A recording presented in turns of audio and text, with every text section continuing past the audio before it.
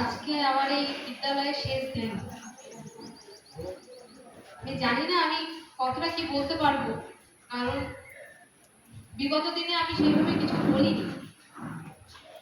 বলার পর একটা ইচ্ছেতে থাকে তা না,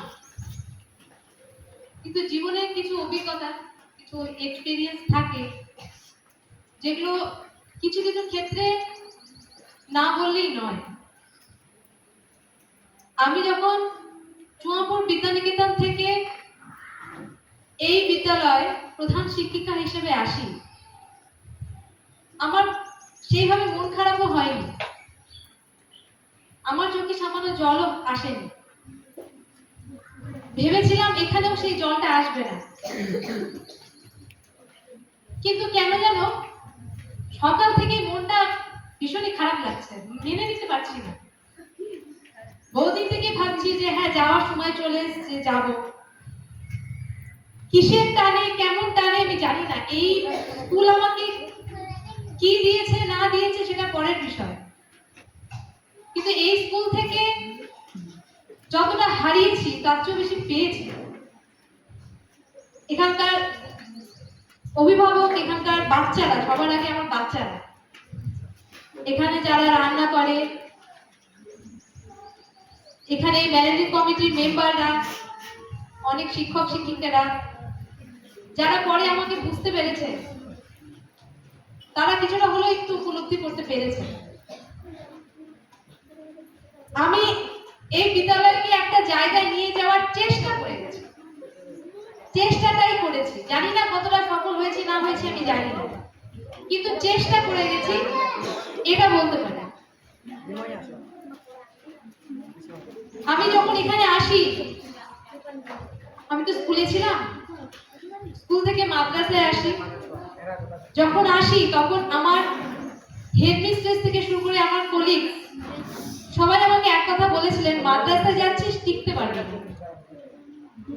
আমি তখন একটা কথা বলেছিলাম, দেখি না গিয়ে টিকতে পারি কিনা। কারণ মানুষের মধ্যে, ম্যাক্সিমাম মানুষের মধ্যে এই জিনিসটা আছে যে মাদ্রাসায় আমরা টিকতে পারবো। আমরা মানে যারা মাদ্রাসায় পড়াশোনারত নয়, আমরা কোনোদিনও মাদ্রাসা সম্পর্কে সেইভাবে ধারণাও নেই, আমারও ছিল আগে। আমাদের মতো মানুষরা যদি মাদ্রাসায় না আসে, তাহলে মাদ্রাসা আমার মনে হয় উন্নয়ন অনেকটাই আটকে যাবে। কারণ যদি কারো ভুল ধারণা ভাঙার থাকে, তাহলে সেটা আমরাই ভাঙাতে পারবো। গোটা পশ্চিমবঙ্গের মধ্যে আমি দিয়ে 4 জন মহিলা এবং বাদ বাকি 13 জন মেল টিচার, এরা ছিলাম নন মুসলিম, যারা মাদ্রাসার হেডমাস্টার হিসেবে, হেডমিস্ট্রেস হিসেবে জয়েন করেছিলেন।